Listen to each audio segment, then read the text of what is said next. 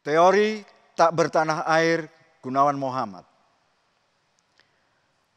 Pada tahun 1963, Gunawan Muhammad menulis sebuah telaah terhadap sajak-sajak para penyair yang tidak terlepas dari tanah airnya sendiri atau penyair-penyair yang mencari pijakan kepada buminya.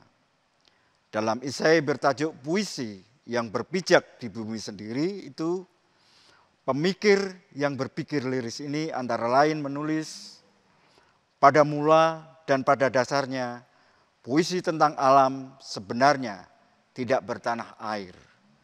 Tanah air atau bumi kelahirannya pada hakikatnya sebuah daerah yang bersifat terbuka, melepaskan diri dari batasan ajaran. Saya menangkap premis ini berlaku juga untuk cara-cara Gunawan Muhammad memaknai kesusastraan. Dia tidak menggunakan sesuatu yang kerap disebut sebagai teori khas Indonesia.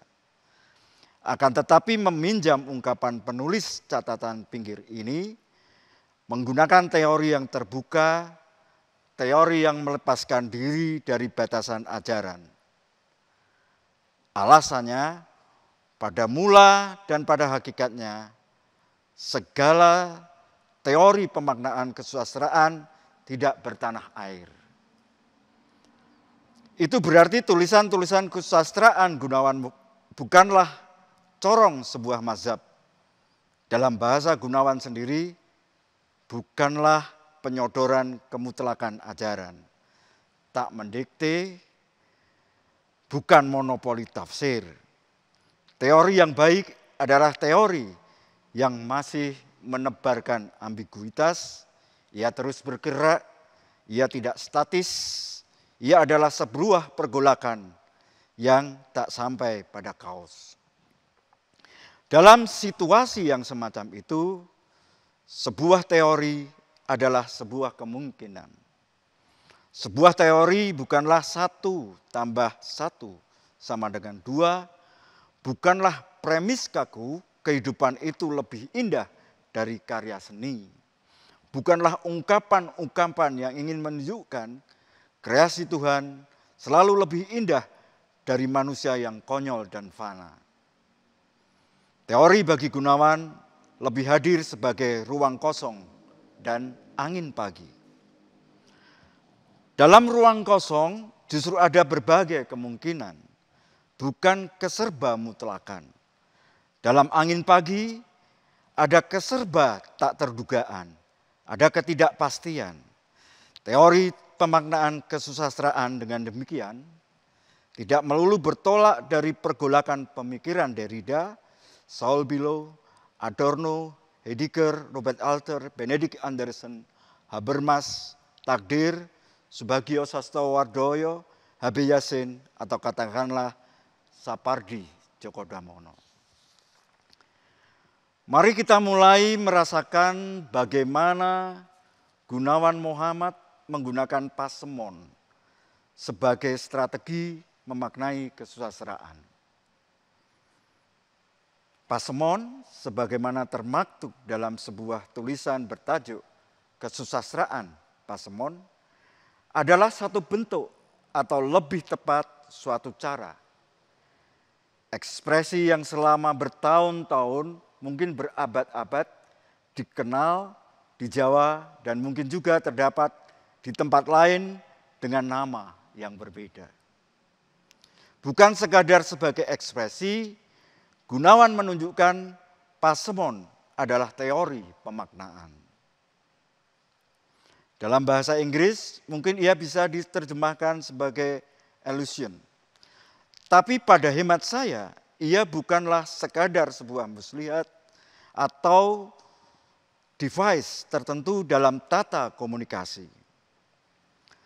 Setelah memperlihatkan pasemon mengandung unsur permainan, Gunawan memberikan satu kunci.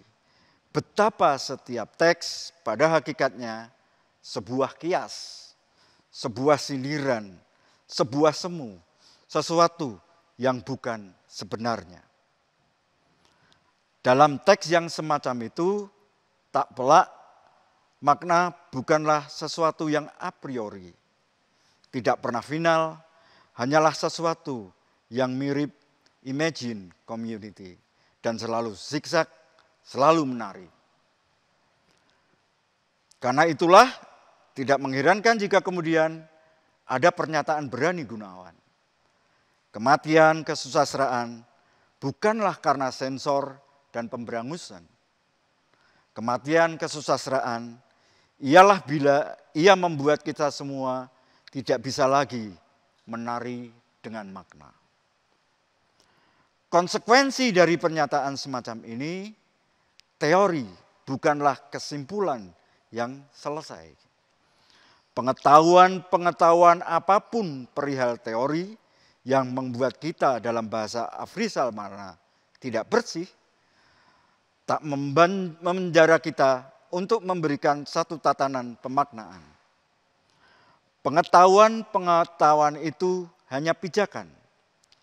Ia tidak bisa mengarahkan, apalagi mengemudikan pemaknaan terhadap sebuah teks kesusastraan. Teori yang baik adalah teori yang bisa mengajak kita bermain. Teori semacam itu sekali lagi bukan teori yang bermaksud. Teori semacam itu adalah teori yang selalu mengandung teka-teki. Teori yang mengandung enigma. Teori yang mengandung sebuah ketidakpastian. Semua itu diringkas dalam ungkapan GM, ada di sana senantiasa yang tidak atau belum final dan yang selalu ditanyakan berkali-kali. Itulah pasemon. Ia menampik pingitan pengetahuan. Kadang-kadang dengan agak jelas kita tahu Gunawan Muhammad menggunakan semiotika sebagai cara untuk membongkar makna kesusastraan. Paling tidak dia pernah menulis dalam Aku atau Diponegoro atau Kerawang Bekasi, sang penyair masih mengonstruksikan isi puisinya yang sering disebut pesan dalam susunan kata dan kosakata yang tak terganggu oleh apa yang dimaksudkan oleh Julia Kristeva dengan kata la semiotik. Oleh getar, gejolak, irama yang bergerak tanpa kata, tanpa arti di bawah dunia verbal. Meskipun tidak secara detail membahas apapun yang disebut dengan semiotika, dalam berbagai analisis teks tampak Gunawan menjelaskan bahasa itu telah mengalami petanggihan atau pengistimewaan. Bahasa sebagai bahan sastra sudah merupakan tanda yang mempunyai arti atau meaning. Sebagai bahan karya sastra, bahasa disesuaikan dengan konvensi sastra, bahasa menjadi sistem tanda baru, yaitu sistem tanda sastra dan mendapat arti baru, yaitu makna sastra atau significance. Sastra sebagai sistem tanda merupakan sistem tanda semiotik tingkat kedua yang kedudukannya di atas bahasa sebagai sistem tanda tingkat pertama. Sebagaimana Pradopo, Gunawan hendak bilang, dalam arti bahasa disesuaikan dengan konvensi sastra, konvensi arti sastra yaitu makna. Oleh Preminger, konvensi semacam itu disebut konvensi tambahan.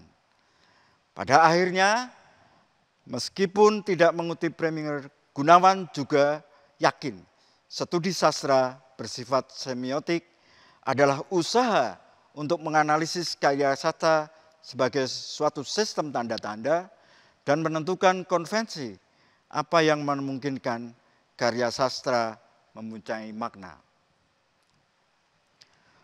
Selain Kristeva, Gunawan Muhammad tampak kenal sekali dengan ilmu tanda, semiotika ala Charles Sanders Peirce atau semiologi Ferdinand de Saussure dan Roland Barthes. Karena itulah sangat mungkin dia bersepakat kepada Barthes yang menyatakan Semiologi bertujuan hendak mempelajari kemanusiaan, memaknai hal-hal, atau menggunakan pemahaman Peirce, semiotika sebagai sinonim logika, mempelajari bagaimana orang bernalar. Penyair adalah sosok yang bernalar terus-menerus dengan bahasa. Penalaran itu menurut hipotesis teori Peirce yang mendasar dilakukan melalui tanda-tanda. Tanda-tanda memungkinkan kita berpikir berhubungan dengan orang lain dan memberi makna pada apa yang ditampilkan oleh alam semesta. Juga bertolak dari kata-kata Bruder William dalam The Name of the Rose, Umberto Eco, semesta lebih banyak bicara atau bahasalah yang bicara dalam pemahaman Heidegger. Tanda menjadi sesuatu yang perlu disingkap. Ia tidak bisa dibiarkan hidup dengan selubung tanpa manusia melakukan signifikansi atas tanda-tanda itu. Gunawan Muhammad malah tampak paham sekali kepada embrio semiotika atau semiologi yang digagas oleh de Saussure. Pemikiran Saussure yang paling penting dalam konteks semiologi menurut Kurniawan dalam semiologi Roland Barthes adalah pandangannya tentang tanda. Saussure meletakkan tanda dalam konteks pemikiran komunikasi manusia dengan melakukan antara signifion penanda, signifie petanda. Signifion adalah bunyi yang bermakna atau coretan yang bermakna atau aspek material, yakni apa yang dikatakan dan apa yang ditulis atau dibaca. Signifie adalah gambaran mental, yakni pikiran atau konsep atau aspek mental dalam bahasa. Itu berarti jika penyair berhadapan dengan frasa kersik pada karang, salah satu frasa Gunawan Muhammad, pada hakikatnya ia tengah bertemu dengan coretan atau susunan huruf kersik pada karang. Tetapi pada saat sama, ia juga dipaksa untuk menangkap gambaran mental, pikiran atau konsep yang ditimbulkan oleh tulisan itu. Sudah barang tentu, sangat mungkin tulisan itu muncul karena ada peristiwa atau realitas tentang suara-suara berisik yang muncul di karang. Frasa kersik pada karang itu akan menjadi sesuatu yang lain jika ia diposisikan di sebuah ruang, di sebuah waktu. Disematkan di ujung atas, tengah, ujung bawah sebuah kertas pada suatu siang, ia akan menjinjing pemaknaan yang berbeda. Disinilah sesuatu yang disebut oleh Barthes sebagai metabahasa baru muncul. Kersik pada karang yang semula merupakan prosedur untuk membahasakan peristiwa atau realitas, kemudian berubah menjadi konstruksi penanda tingkat kedua. Bahkan dalam pembacaan yang lebih mendalam, ia berusaha menjadi meaning of meaning atau makna hakiki. Barthes dalam Kurniawan mencontohkan dengan seikat mawar. Seikat mawar bisa digunakan untuk menandai gairah, maka seikat kembang itu menjadi penanda dan gairah adalah petanda. Hubungan keduanya menghasilkan istilah ketiga, seikat kembang sebagai sebuah tanda. Hanya Gunawan Muhammad tak pernah kaku. Karena itulah analisis sastranya tak tampil necis, rapi atau penuh kerutan. Dalam beberapa kali dia justru menggunakan pendekatan kaosmos yang dia nukil dari James Joyce. Menurut Gunawan Muhammad, kaosmos adalah paduan antara ketertiban meskipun terbatas dan karut-marut yang masuk melalui penginderaan, melalui tubuh. Dalam kosmos ada paduan antara kesadaran dan bawah sadar, antara keprofanan dan kesakralan, antara dunia teks dan dunia tindakan dalam pertunjukan. Itulah sebabnya Gunawan tak risau kepada apa yang dianggap seni dan apa yang tak dianggap seni. Antara karya Duchamp, Fontaine dengan tempat pipis yang sebenar-benar tempat pipis, antara karya Wiji Dukul dan Afrizalmana, antara keremangan dan kediaman karya-karya Subagio Sartowardoyo, dan teks yang berteriak bak kaum pejuang. Ini juga menyebabkan kesunyian Sapardi Djokodamono bisa didampingkan dengan kegemparan Rendra tanpa saling menghancurkan. Saya kira teori apapun dalam bahasa Khairil Anwar harus dicatat dan dapat tempat. Itu juga yang menyebabkan teori Gunawan bisa disebut sebagai teori yang momot, teori yang ngemong, mewadai dan terbuka.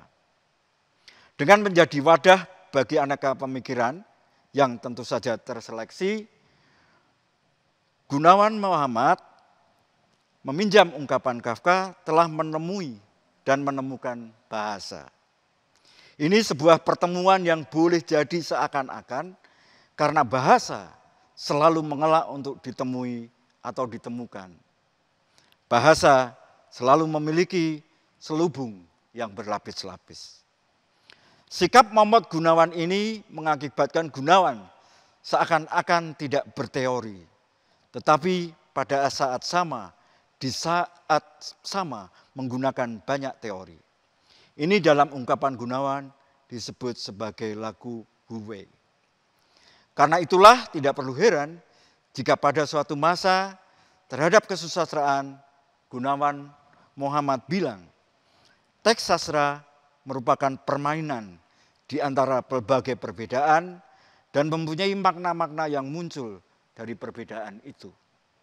Ini sebuah alegori pembacaan, ini sebuah dekonstruksi pemaknaan, ini sebuah kosmos pembacaan. Tetapi tak sampai pada kengawuran akut pemaknaan atau leh-luweh dalam memaknai sastra. Dalam situasi semacam ini, teori Gunawan selalu meragukan dirinya sendiri.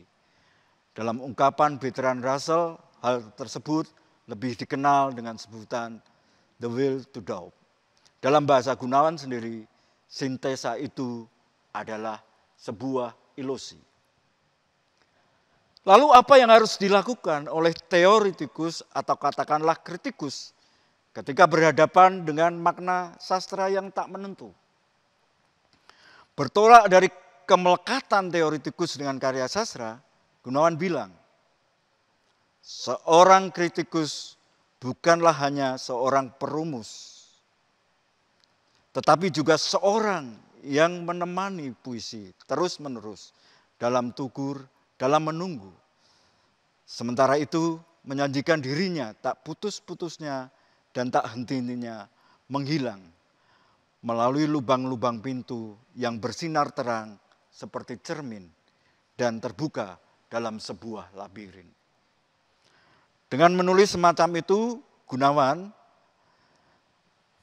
teori-teori Gunawan tidak pernah tertutup. Teori itu selalu terbuka. Dalam cerita, ia disebut sebagai opera aperta. Opera aperta adalah ungkapan Umberto Eco dalam The Role of Reader. Intinya, sebuah teks bisa berada dalam tahapan karya terbuka, dalam tahapan opera aperta. Di teks tidak hanya satu, tetapi beraneka warna. Umberto Eco mengemukakan berhadapan dengan opera aperta, tetapi pembaca akan menciptakan teks baru. Teks baru itu diciptakan di setiap momen pembacaan oleh pembaca yang sama terhadap teks yang sama. Ini sama dengan ungkapan dalam sebuah postscriptum bahwa satu-satunya ide tentang kesusastraan yang pokok ialah tidak adanya ide yang diyakini secara tetap. Ini juga setara dengan ungkapan Machiavellisme kesusastraan. Isi bukanlah segala-galanya. Teori pemaknaan sastra bukanlah teror dan paksaan. Dalam hal ini Gunawan menulis, kegagalan seorang kritikus tidak ditentukan oleh kegagalannya mencegah kritik sastra digantikan oleh teror dan paksaan. Kegagalan kritik bahkan ditentukan oleh kegagalannya menentukan keberanian dalam diri pengarang. Bukan saja keberanian terhadap teror dan paksaan, tetapi juga keberanian untuk meragukan segala hal termasuk keputusan penilaian kritik. Berhadapan dengan teori Gunawan Muhammad, kita juga harus seperti itu. Setelah membaca teori Gunawan, pembaca harus mengembangkan, meluaskan, mengurangi, menafsir ulang, dan mungkin mendekonstruksi teori yang bergerak dan terus terbuka itu. Sekian dan terima kasih.